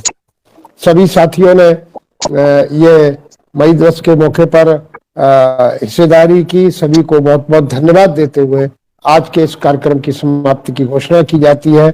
मई दिवस जिंदाबाद, मजदूर एकता जिंदाबाद, दुनिया के मजदूर एक हो, मजदूर किसान मैत्री जिंदाबाद और साम्राज्यवाद हो बर्बाद, साम्राज्यवाद का नाश हो, पूंजीवाद का नाश हो, मेहनत कशों की एकता जिंदाबाद। आज के कार्यक्रम की समाप्ति की घोषणा की जाती है। बहुत बहुत धन्यवाद। और सभी साथियों को से गुजारिश है कि हम लेफ्ट फ्रंट का जो चैनल है, हमारे साथी जो प्रजापति चला रहे हैं, उसका जो टेक्निकल सपोर्ट से ये सभा संपन्न हुई, तो लोक जतन के इस कार्यक्रम में लेफ्ट फ्रंट का जो सहयोग रहा और इस सभा को भी पूरी तरीके से व्यवस्थित रूप से चलाने में जो लेफ्ट फ्रंट का सहयोग रहा, उनके प्रति भी आग्रह है, उनके प्रति भी हम उनको धन्यवाद देते हैं और सभी साथियों से अपील करते हैं कि लेफ्ट फ्रंट का जो भी ये वीडियोस हैं, उन वीडियो को ज्यादा से ज्यादा संख्या में देखें। बहुत बहुत धन्यवाद उनको, द्रगचंद को भी और लेफ्ट फ्रंट को भी। और आपको मालूम है कि लेफ्ट फ्रंट की जहाँ गवर्नमेंट है, उसने भी अपने प्रदेश की जनता को ही नहीं बचाया, बल्कि दूसरे राज्यों को भी ऑक्सीजन दे करके लेफ्ट फ्रंट की गवर्नमेंट ने भी बहुत बेहतर काम किया है। मई दिवस के मौके पर हम उस लेफ्ट फ्रंट गवर्नमेंट की दूरदर्शिता को भी बहुत बहुत मई दिवस के मौके पर बधाई देना चाहते हैं, क्रांतिकारी शुभकामनाएं देना चाहते हैं। कार्यक्रम की समाप्ति। बहुत बहुत धन्यवाद।